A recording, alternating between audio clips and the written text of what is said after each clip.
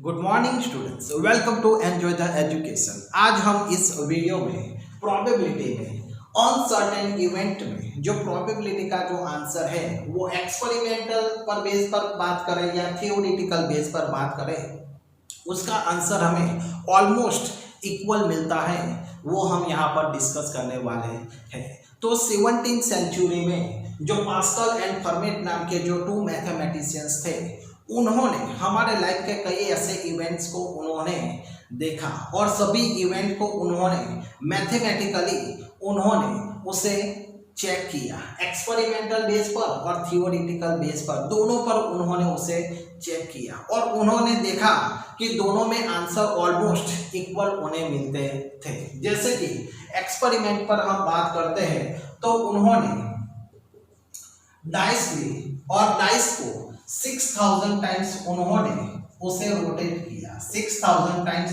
Dice को उन्होंने rotate किया और रोटेट करने पर उन्होंने एक नंबर गेस किया था, नंबर 5 उन्होंने देखा कि उन्हें 990 टाइम्स उन्हें वो नंबर मिलता है। तो उन्होंने उस 5 नंबर की प्रोबेबिलिटी यहाँ पर निकाली, 990 डिवाइडेड 6000, तो उन्होंने देखा कि उसकी प्रोबेबिलिटी उन्हें 0.165 यहाँ पर मिली। सेम थियोरेटिकल हम बात करते हैं तो डाई में टोटल 6 नंबर्स होते हैं और 6 नंबर्स में हम 5 नंबर की यदि प्रोबेबिलिटी यहाँ पर हम देखते हैं तो 5 नंबर की प्रोबेबिलिटी कितनी है, तो हमें पता है वो 1/6 हमें मिलती है। तो यहाँ पर हमें डेसिमल में उसका आंसर 0.167 मिलता है। यानी कि यहाँ पर हम देख सकते हैं एक्सपेरिमेंटल बेस पर और थियोरेटिकल बेस पर जो हमें आंसर मिलता है 0.165 एंड 0.167, वो ऑलमोस्ट नियरेस्ट थे। ओके, इसलिए प्रोबेबिलिटी यहाँ पर एक कहने का इतना ही मेरा मतलब है कि प्रोबेबिलिटी में जो अनसर्टेन इवेंट में एक्सपेरिमेंटल और थियोरेटिकल जो हमें आंसर मिलते हैं वो ऑलमोस्ट इक्वल है, ऐसा मैं यहाँ पर इस वीडियो में मैं आपको बताना चाहता था। Okay, next point, number of all possible outcomes.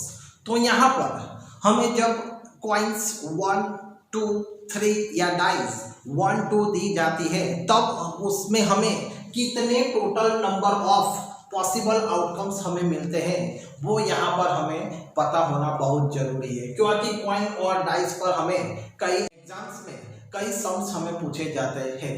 तब हमें टोटल आउटकम्स हमें कैसे फाइंड करने होते हैं और कैसे उसे लिखने होते हैं वो यहाँ पर मैं आपको बताने वाला हूँ। तो कॉइन 1 होता है तब हमें उसमें टोटल पॉसिबल आउटकम्स हमें कितने मिलते हैं। तो कॉइन 1 होता है तब हमें हेड एंड टेल 2 हमें आउटकम्स यहाँ पर मिलते हैं। ओके, तो यहाँ पर हम लिखते हैं हमें 2 पॉसिबल आउटकम्स यहाँ पर हमें मिलते हैं। अब हमारे पास कॉइन 2 है तो उसमें हमें कितने पॉसिबल आउटकम्स हमें मिल सकते हैं।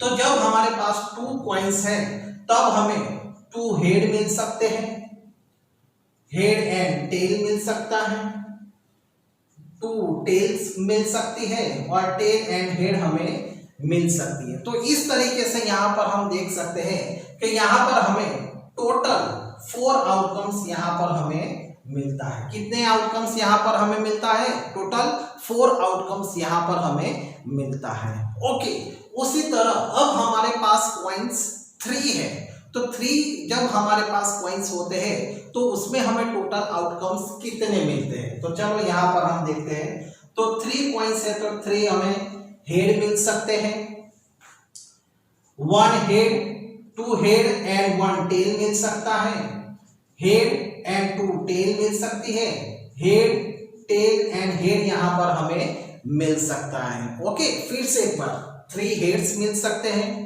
2 हेड एंड 1 टेल मिल सकती है, हेड 1 और 2 टेल्स हमें मिल सकती है, हेड, टेल एंड हेड यहाँ पर हमें मिल सकती है। उसी तरह हमें 3 टेल्स मिल सकती है, 2 टेल्स एंड 1 हेड मिल सकता है, टेल एंड टू हेड मिल सकते हैं, and tail head and tail. इस तरीके से यहां पर हम देखते हैं तो 1 2 3 4 एंड ये 4, इस तरीके से यहाँ पर हमें टोटल 8 पॉसिबल आउटकम्स यहाँ पर हमें मिलते हैं। तो आपको एग्जाम्स में ये जो हमने लिखा ये पॉसिबल आउटकम्स कौन कौन से हैं वो भी हमें यहाँ पर एग्जाम्स में शो करना होता है। तो इसे किस तरीके से हमें लिखना है वो भी आपको यहाँ पर देखना पड़ेगा। ओके, तो इस वीडियो को आप ध्यान से देखिए और इसे जितना बढ़े उसे अंडरस्टैंड करने की कोशिश कीजिए। एक बार ये आपके माइंड में कंसेप्ट क्लियर हो जाता है तो एग्जाम्स में आप क्विकली आंसर आप ला सकते हैं। डाई में हमें पता है कि हमें 6 नंबर्स दिए जाते हैं। ओके, तो टोटल नंबर ऑफ आउटकम्स उसमें हमें 6 मिलता है। अब हमें 2 डाइस के टोटल नंबर ऑफ पॉसिबल्स जब हमें फाइंड करने होते हैं तब हमें किस तरीके से उसे फाइंड करना होता है, ये सबसे मोस्ट इंपॉर्टेंट पॉइंट है। तो इसलिए आपको थोड़ा ध्यान रखना पड़ेगा। तो हमें क्या करना है, आपको वर्टिकल में इस तरीके से 6 नंबर्स लिख देने हैं और हॉरिजॉन्टल में 6 नंबर्स आपको लिख देने हैं। अब आपको क्या करना है, वो 6 जो अब हमें 2 डाइस में जो हमें नंबर्स मिलते हैं उसे हमें कैसे लिखना है। तो चलो, तो 1 1 हमें नंबर मिलता है, 1 1 1 2 1 3 1 4 1 5 1 6।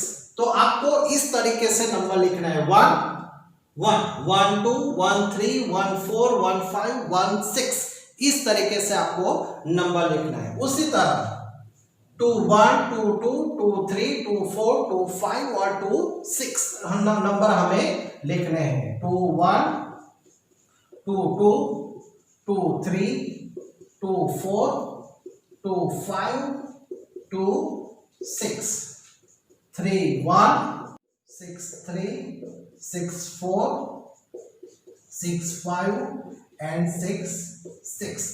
तो इस तरीके से यहां पर आपको नंबर लिखने हैं। तो यहां पर हम देख सकते हैं कि जब हम 2 डाइस को हम थ्रो करते हैं या रोलिंग करते हैं तो उससे हमें टोटल इतने हमें आउटकम्स हमें मिलते हैं। तो ये टोटल आउटकम्स जो है ये 6 और ये 6, यानी कि यहाँ पर 36 हमें आउटकम्स मिलते हैं। तो ये एक बहुत इंपॉर्टेंट पॉइंट्स आपके लिए था।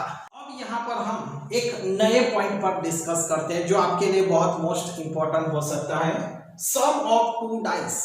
तो टोटल हमें यहाँ पर हमने देखा कि 2 डाइस को हम जब रोलिंग करते हैं, थ्रो करते हैं, तो टोटल हमें जो आउटकम्स मिलते हैं वो हमें 36 आउटकम्स यहाँ पर हमें मिलते हैं। अब यहाँ पर हमें एक क्वेश्चन पूछा जा सकता है, सम ऑफ 2 डाइस।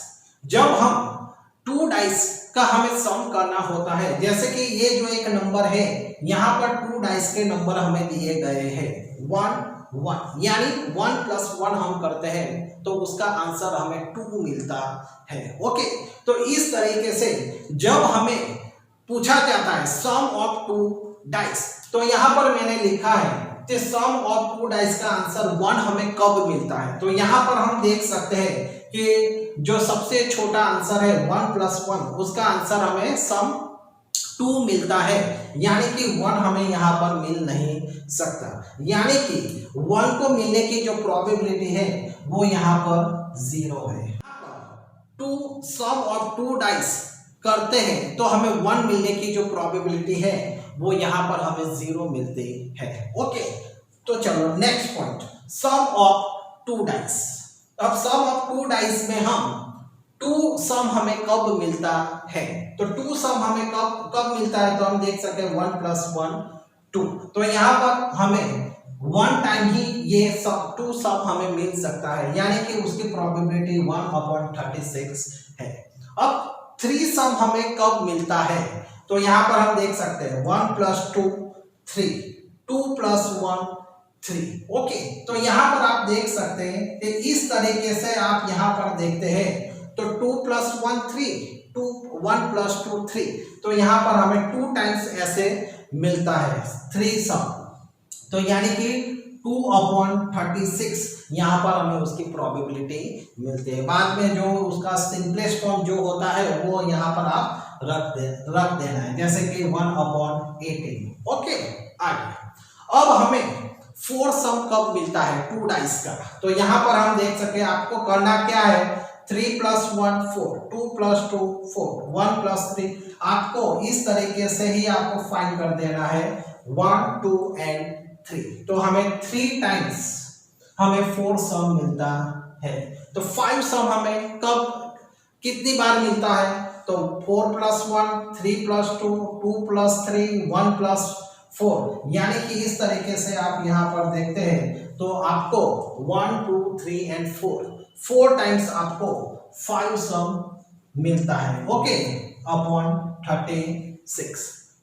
अब इस तरीके से 2 डाइस का सम हमें 6 कब मिलता है, तो आपको करना क्या है, इस तरीके से आपको देख लेना है 1 2 3 4 5, यानी यहाँ पर हमें 5/36 आंसर मिलता है।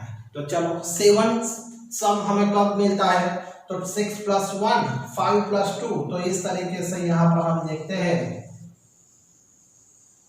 तो यहाँ पर 1 2 3 4 5 6, यानी 6/36, यानी 6 टाइम्स हमें 7 हमें सम मिलता है 2 डाइस का। ओके, अब 8 सम हमें कब मिलता है, तो 6 + 2 5 + 3, तो यहाँ पर इस तरीके से हम करते हैं तो 1 2 3 4 5, तो यहाँ पर 5/36 मिलता है। अब 9 कितनी बार मिलता है, जो यहाँ पर आपको एक पॉइंट इजी बता देता हूँ, 1/36 3 जो है 2/36, 4 में जो है वो 3/36 है, 1 2 3 4 5 6 7 के बाद जब 8 आता है तब वो डिमिनिशिंग स्टार्ट हो जाता है, डिक्रीजिंग फॉर्म में स्टार्ट हो जाता है, यानी कि 4/36, 10 में 3/36, 11 में 2/36 एंड 12 में 1/36। तो इस तरीके से आपको जब सम ऑफ 2 डाइस पूछा जाता है तब आपको इस तरीके से आंसर आपके माइंड में क्लियर होना चाहिए। ये सब कुछ हम सम में भी हम देखने वाले हैं, लेकिन अभी मैं आपको इसलिए बता रहा हूँ जिससे आपके माइंड में ये जो इसके बारे में जो 2 डाइस के बारे में जो कंसेप्ट है वो क्लियर होने बहुत जरूरी है। ओके।